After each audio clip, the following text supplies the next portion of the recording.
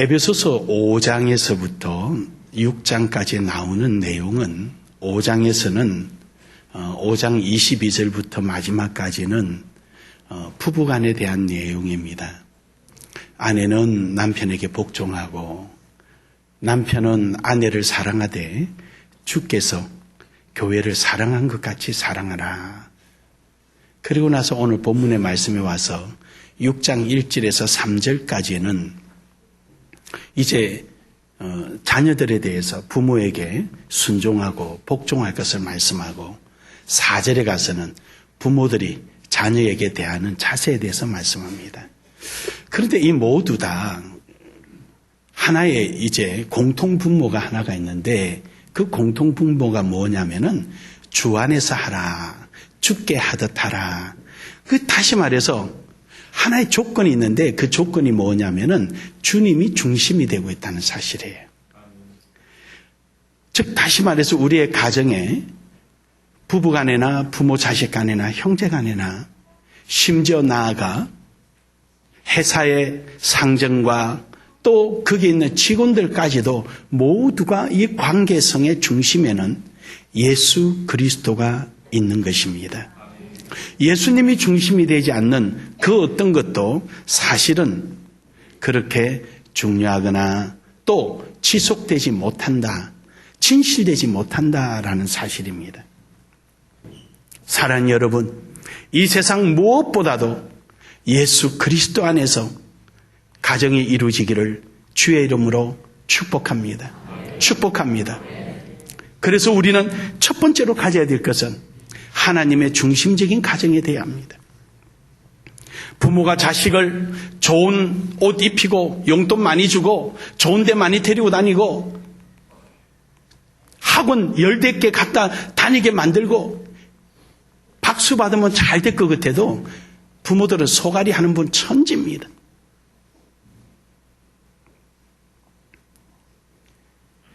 자식에게 부모가 가르쳐 주는 것은 예수 그리스도를 섬기는 법입니다. 신앙생활 하는 법입니다. 이것이 있는 가정은 행복합니다. 요즘 소통합니다. 소통이란 게 뭡니까? 서로의 관심사, 공통 분모가 만들어져서 거기에 대해서 서로 의견을 개진하는 것이 소통입니다. 요즘은 초등학교 6학년하고 중학교하고 앉아있으면 세대 차이 난다 그래요. 벌써 세대 차이 난다 그래요. 소통이 이루어질 수가 없습니다.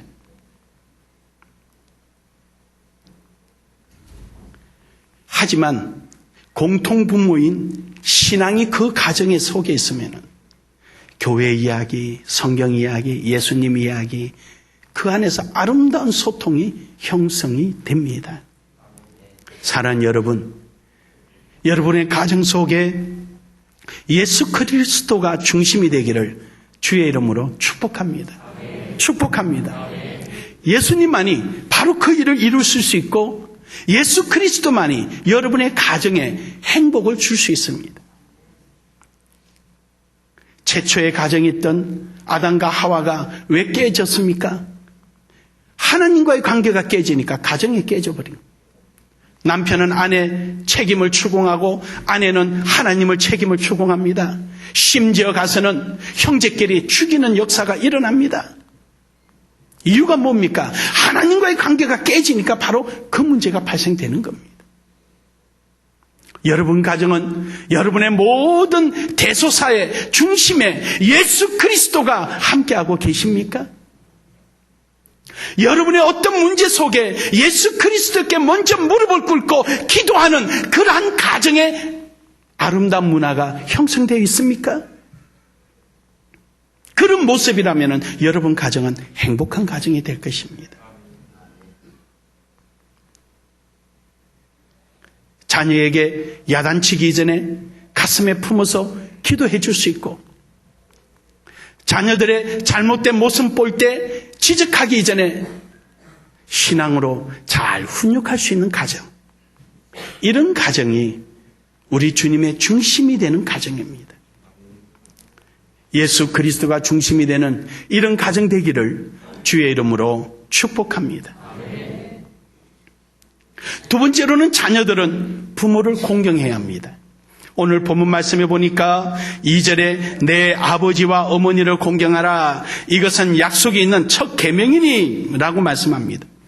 약속이 있는 첫 계명이라는 것은 출애굽기 20장 12절에 있는 10계명 중에서 5번째 1계명에서 4계명까지는 하나님에 대한 계명이고 5계명부터 10계명까지는 사람에 대한 계명입니다. 그 중에서 첫 번째가 5계명 첫 번째가 부모에 대한 계명입니다. 내 부모를 공경하라. 그리하면 내 하나님이 여호와가 내게 준 땅에서 내 생명이 길리라. 신명기서 5장 16절에서도 그럽니다. 너는 내 하나님 여호와께서 명령한 대로 내 부모를 공경하라. 그리하면 내 하나님 여호와가 내게 준 땅에서 내 생명이 길고 복을 누리리라. 자식은요, 부모에게 순종하는 겁니다. 부모에게 따지는 게 아니에요. 요즘 아이들은요, 부모들에게 말대꾸가 많아요. 부모님이 한마디 하면은 자녀들은요, 10마디, 20마디가 나와요. 저도 우리 아이들이 그럴 때가 있으면 저는 입 딱 다물어버립니다. 말 안 합니다. 요즘 아이들은 뭐 그렇게 설명이 길고 말대꾸가 많은지 그것이 또 요즘 젊은 사람들은 아예 기 안 죽여 기 살리는 거래요. 기 살리고 나니까 지금 어떻게 됐습니까? 노년이 들면 들수록 부모와 자식 간의 눈치 싸움이에요. 자식은 부모 재산 조금 더 빼가려고 그러고 부모는 이거라도 지켜야 내가 마지막에 노년을 절기지하고 싸우고 앉아있어요. 어떻게 가정이 이렇게 됐습니까? 서글프지 않습니까? 저는 진짜 서글파요. 전 생각만 해도 서글파요. 하나님께서 신명기에서 하신 말씀 속에 너의 여호와 하나님이 주신 땅이라고 말씀하셔요. 하나님께서 우리를 택하시고 우리에게 준 땅, 내 생활의 터전, 물론 그 당시에는 가나안 땅을 말하지만 오늘날에는 우리의 삶의 터전이에요. 하나님께서 주신 이 삶의 터전에 내 생명이 길다라는 것은 그 뒤에 그들이 그 속에서 대대로 하나님 주신 가나안 땅에서 살 수 있다라는 이 말씀이지만 오늘날에는 뭡니까? 내가 생활하는 나의 영역의 세계 속에 하나님께서 간섭하시고 보호하시고 지켜주신다는 겁니다. 이러한 축복이 여러분 속에 있기를 주의 이름으로 축복합니다. 잠언서 6장 20절에서 21절에 보면은 내 아들아 내 아비의 명령을 지키며 내 어미의 법을 떠나지 말고 그것을 항상 내 마음에 새기며 내 목에 매라 그럽니다. 부모들이 가르쳐주고 부모들이 말씀하신 것을 가슴에 새기면서 그것을 순종하려고 그러고 노력하려고 하는 이런 자식이 하나님 앞에 인정받고요. 부모한테도 인정받습니다. 어느 집에 홀 어머니를 모시고 있는 아들이 있는데 그렇게 효자라고 소문이 났답니다. 그래서 어떤 어른이 도대체 어느 정도 효자인가? 당신은 당신 아들이 가장 효자라고 생각했는데 아니 그렇게 자기 아들이 소문은 나지 않고 그 홀어머니 밑에 있는 자식이 그 홀어머니 밑에 있는 자식이란 말이 욕이거든요. 옛날에는 그랬습니다. 근데 그 자식이 훨씬 더 효자다 그러니까 살포시 숨어서 구경했답니다. 한참 구경하고 있는데 아들이 지게를 지고 산에 가서 나무를 하고 오니까 홀어머니가 마루에 걸터 앉아라 그러고 그 밑에 축대에 시원한 그 물을 가져와서 아들 발을 씻기는 거예요. 그걸 쳐다보고 밖에 있던 그 어른이 저놈 쌍놈이네. 무슨 효자는 효자야. 그리고는 낮에 내 이놈 사람들 앞에서는 효자 노릇하고 너 이 짓이 뭐냐 라고 고함 지르니까 이 청년이 하는 말이 어르신 죄송합니다. 제가 알고 있는 효자는 부모님이 좋아하는 걸 해드리는 게 효자라고 생각합니다. 어머님은 하나뿐인 이 아들을 발 씻기는 것이 이 아들을 위해서 뭐든지 하고 싶어 하시는 것을 하시도록 내가 도와드리는 것이 우리 어머니의 최고의 행복입니다. 이 말에 그 어른이 크게 뉘우치고 돌아갔다는 말이 있습니다.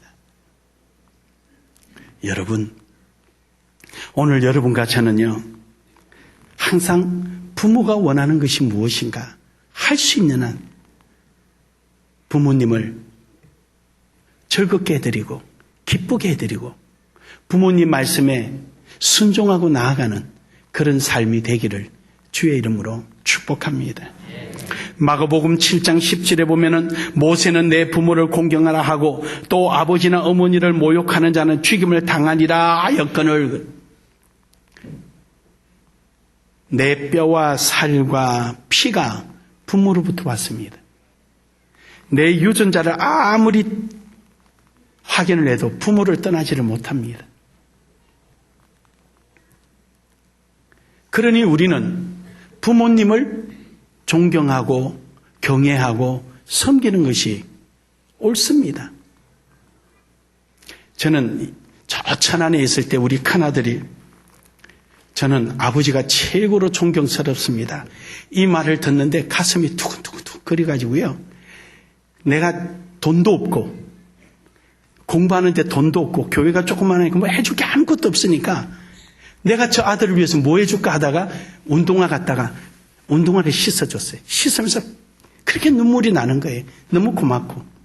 그래서 우리 큰놈 운동화를 제가 씻어주면서 하나님께 그렇게 고마워했어요. 부모는 조그만한 것에 대해서 감격해합니다.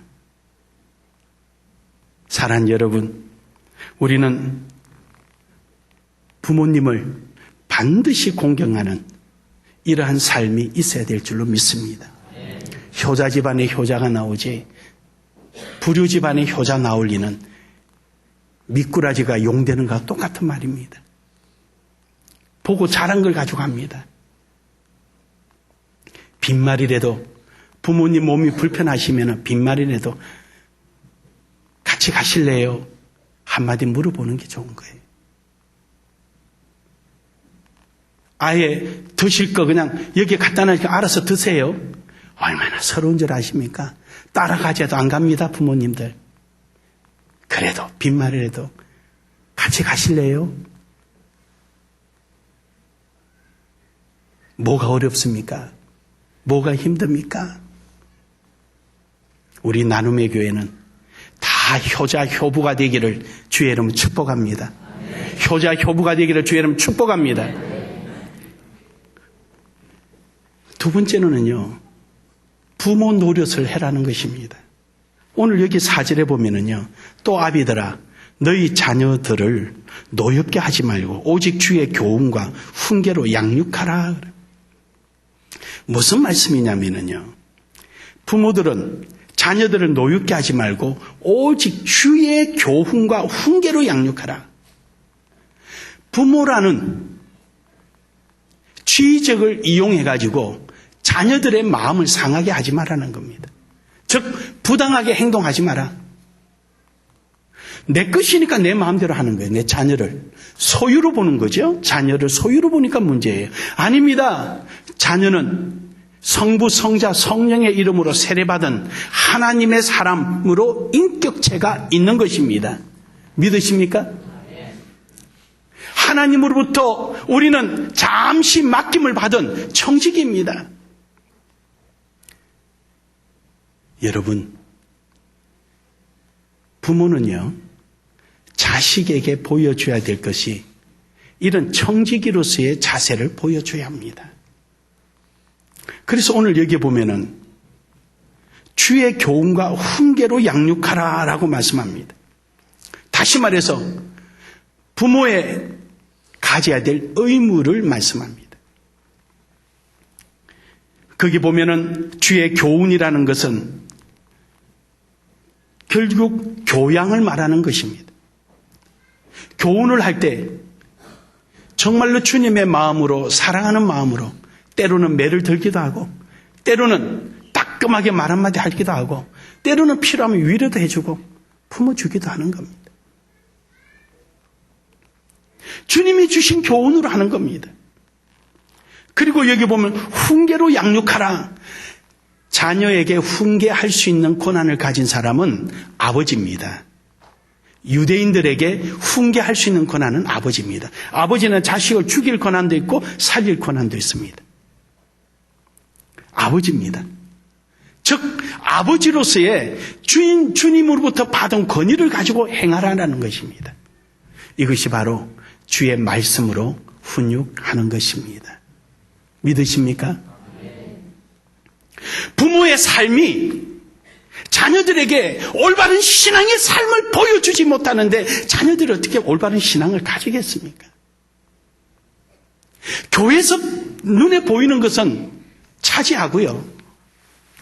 집에서 헌금 하나 할 때나 교회 봉사 하나 할 때 부모의 말 한마디가 자녀들에게는 엄청난 영향력을 끼칩니다. 저는 목회자들한테 그런 말합니다. 목사님들이 교회 안에서 교인들 욕하면은 그 자녀들이 교회 안에서 교인들하고 융합이 안 된다. 보는 즉시 미워하는 생각, 감정이 먼저 앞선다. 교회와 가정을 구분지어라. 그리고 목회자지만 하나님 앞에 봉사할 때 최선을 다하려고 노력을 해라. 해야 자녀들도 따라갈 거 아니냐. 뭐가 있으면 이거는 내 새끼 먼저 줘야지. 그러면 그 자식이 제대로 신앙이 되겠느냐는 얘기. 안 되지요. 목회자인 내가 교회를 우선 생각할 때 자녀들도 자기가 가진 소유를 가지고 교회를 우선 생각할 거 아닙니까? 하나님을 먼저 생각할 것 아닙니까? 부모는 말로 훈육하는 것이 아니라 삶으로 훈육하는 것입니다. 우리의 신앙이 바른 신앙으로 최대한으로 하나님의 뜻에 맞게끔 노력하고 애쓰는 자리에 자녀들 신앙도 아름답게 성장하게 됩니다. 시편 127편 3절에 보면은 보라 자식들은 여호와의 기업이요 태의 열매는 그의 상급이로다. 하나님께서 나에게 맡겨준 하나님의 상급이요 기업입니다. 우리는 잘 양육하고 잘 가르쳐야 합니다. 늘 내 입에서 불평불만 나오면은요 자녀들도요 불평불만 나옵니다. 아버지 어머니가 겁이 나고 무슨 해서 절제할 수는 있겠지요. 하지만 절제력을 잃어버릴 때 이 아이는 터져 나옵니다. 우리 이런 경우 있어요. 평소에는 괜찮은데 성질만 났다 그러면 저는 뭐 물불을 안 가려 이런 사람이 있어요. 평소에는 괜찮은데 술만 먹으면 그냥 위아래가 없는 사람이야. 왜 그렇습니까? 세견이 들어서 참을 줄 알아요.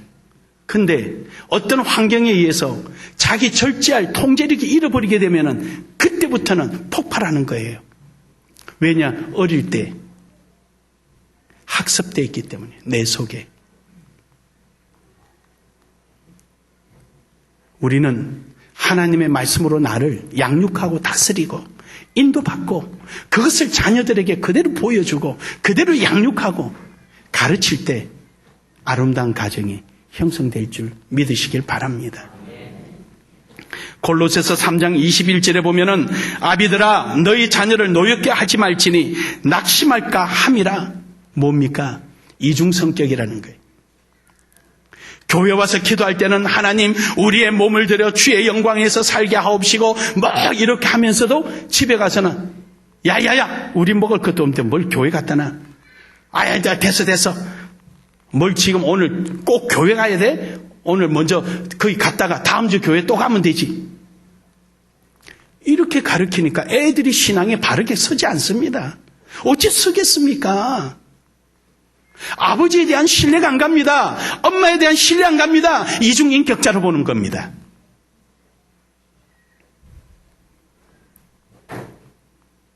여러분은 그렇게 생각 안 합니까?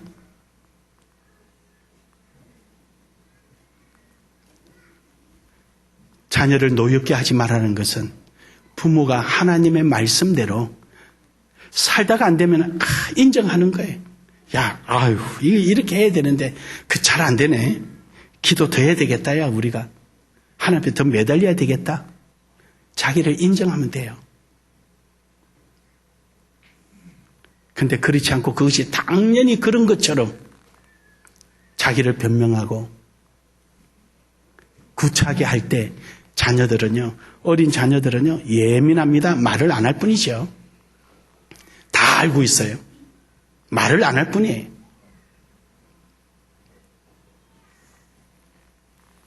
잠언서 22장 6절에 보면은 마땅히 행할 길을 아이에게 가르치라. 그리하면 늙어도 그것을 떠나지 아니하리라. 우리나라 속담에 3살 버릇이 8까지 간다는 말이 있습니다. 아이들에게 올바르게 가르쳐 놓으면은요, 이 아이들이 나이 먹어서도 지켜보려고 노력합니다. 우리가 뭐니 해도 우리의 삶을 통하여 아이들한테 가르치는 그 교육이 최고입니다. 그래서 교육학에서는 불문율적인 말이 있습니다. 아이는 부모의 그림자로 교육한다는 말이 있습니다. 선생님의 그림자도 마찬가지입니다. 옛날에는 선생님 그림자도 밟지 않는다 그랬는데 요즘은 가정교육이 무너지니까 학교교육이 무너지고 학교교육 무너지니까 사회교육이 무너지는.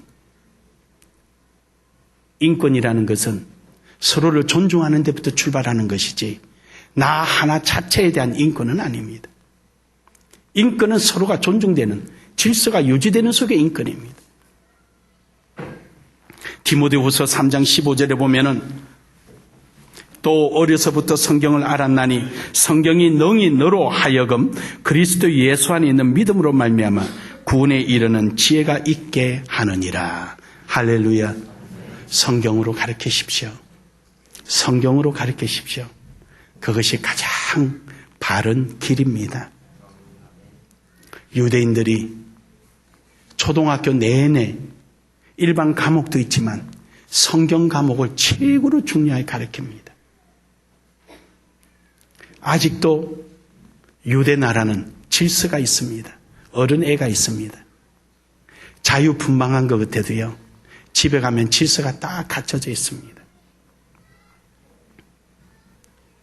사랑 여러분, 오늘 행복한 가정, 여러분 가정이 다 이런 가정 되기를 주의 이름으로 축복합니다.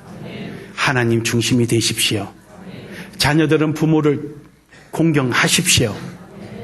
부모는 성경에 입각한 자녀의 훈육이 있기를 원합니다. 이렇게 해서 여러분 가정이 행복한 가정을 이루셔서 참으로 하나님이 기뻐하고 이 세상이 부러워하고 배우고 싶은 이런 아름다운 가정 되셔서 영광되기를 간절히 소망합니다. 소망합니다.